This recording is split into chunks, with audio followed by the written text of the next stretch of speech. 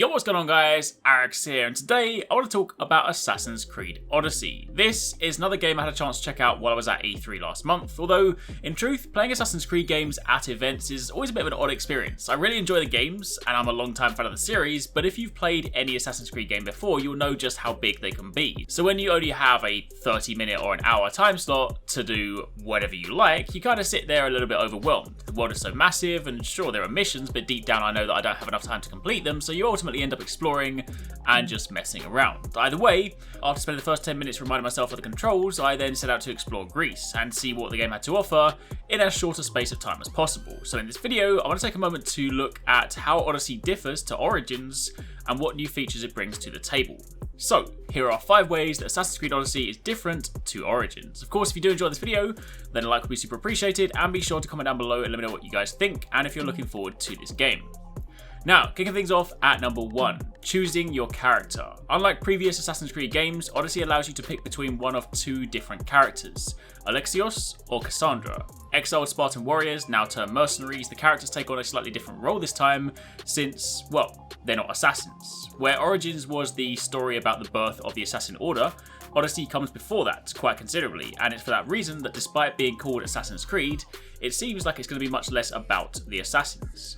One theory is that Odyssey will instead tell the origin story of the Order, the villainous force already established in Origins. Additionally, the spear you could obtain in-game, the Spear of Leonidas, is said to be a piece of Eden, so this link will likely factor heavily into what ultimately end up being the Order's motives. Either way, the game takes place during the Peloponnesian War, and we, as mercenaries, can complete missions on either side of the battle, Athens or Sparta. What we do can affect the political climate in-game, and it'll also influence how people see us and react to us, as well as other mercenaries' motives against us, aka getting bounties on your head because you've pissed off Athens.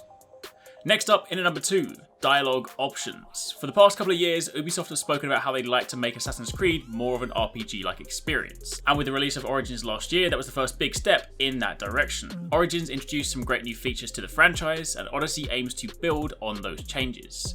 And one of the ways they're doing that is through dialogue options. Instead of just interacting with NPCs and listening to the conversation play out, Odyssey will allow players to direct the dialogue through a series of options. As you'd expect if you've played other games with similar mechanics, you have your typical friendly, antagonistic, and sometimes snarky responses. At times you could be more flirty with certain characters, and with others, your choices will ultimately influence how the conversation plays out and your relationship with those characters.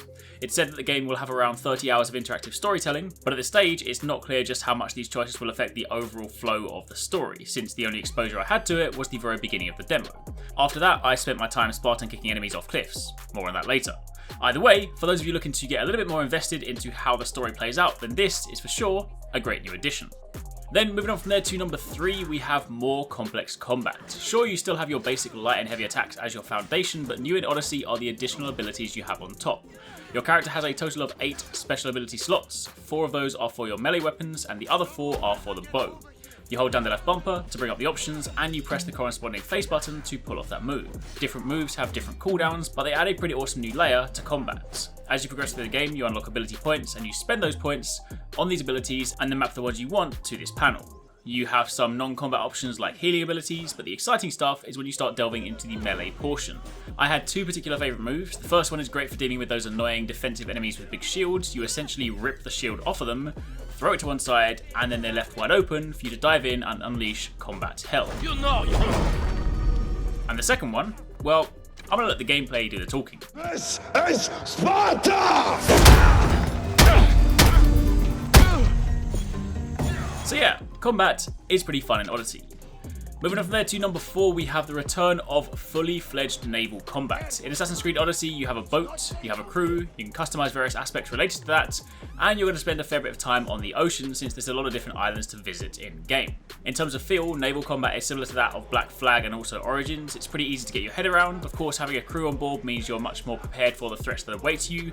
You can fire volleys of arrows, ram other ships, and when they're disabled, you can board them. I will say, back when Black Flag first came out, ship combat was probably my least favourite aspect of the game. I went in wanting to be an assassin and felt that the necessary pirate segments detracted a little from the experience, at least for me personally. But then in truth, that was also because I didn't spend enough time leveling up my ship, so when it came to fighting the ghost ships, I got my ass handed to me. So maybe that has something to do with it. Either way, in Odyssey, it felt good, controls are fluid, and at least in my demo, I didn't spend a great deal of time on the ocean. That being said, it is going to be an integral part of the game, so if that's something you enjoy, then Odyssey will deliver on that for you.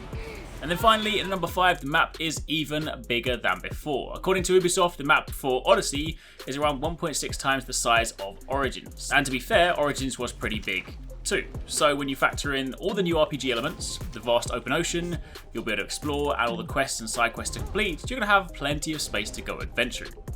Well, that, my friends, is pretty much it. That was a quick look at what Odyssey is going to be bringing to the table and how it will differ from Origins. If you have any questions, by all means let me know. But otherwise, thank you very much for watching. Take it easy. Catch you next time. Peace out.